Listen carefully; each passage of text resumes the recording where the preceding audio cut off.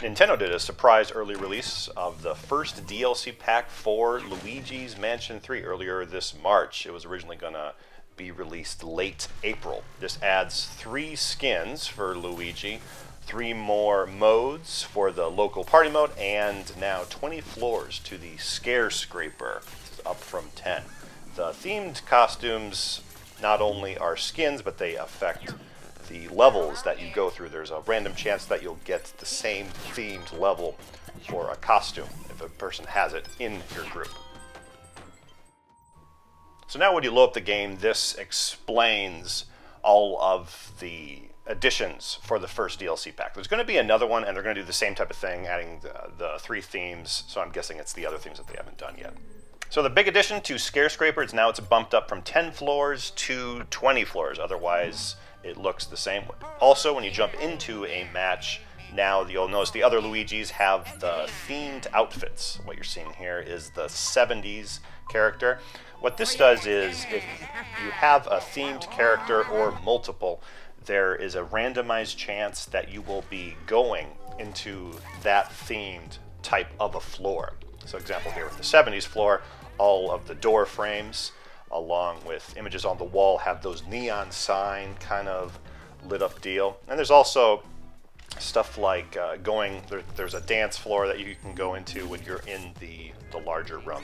Otherwise, this is the same though. You still have the same type of a ghost. It just functions aesthetically when you're going into these. But it does help break it up. That is kind of a complaint with base mode, is it gets old after a while. You have that vanilla hotel type of a theme, type of a deal. And the characters themselves too, now they have their own type of animation.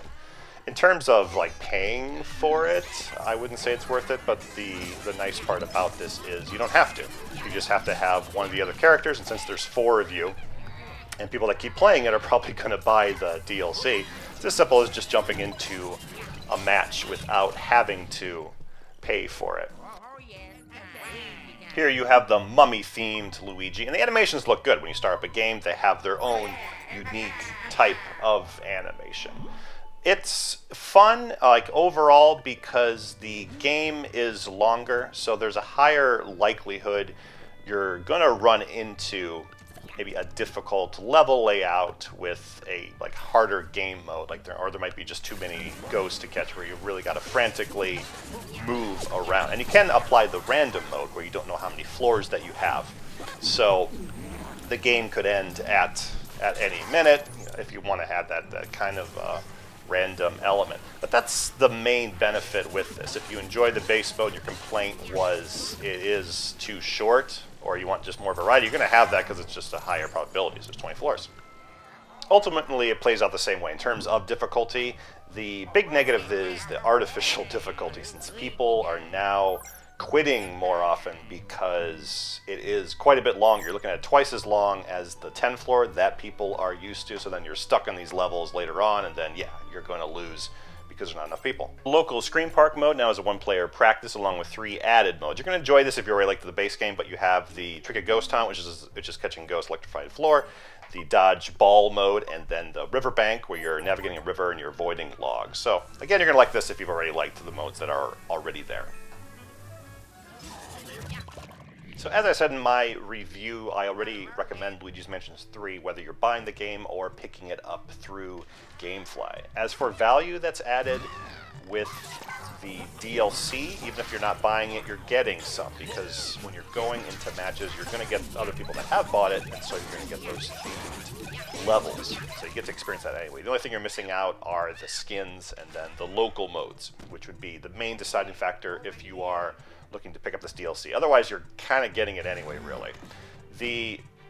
As far as does it add anything, it is harder, mainly artificially, because people quit, and also because there's a bigger chance that you're going to run into some tricky levels with tricky game modes. So if you already have played the game, I wouldn't go back and check it out. The main appeal is still the single player, more so than the online, which is the short diversion type of thing. If you liked this video, please give it a like, subscribe if you really liked it. If you're interested in picking it up on GameFly, check out the link below in the description. And I will see you next time.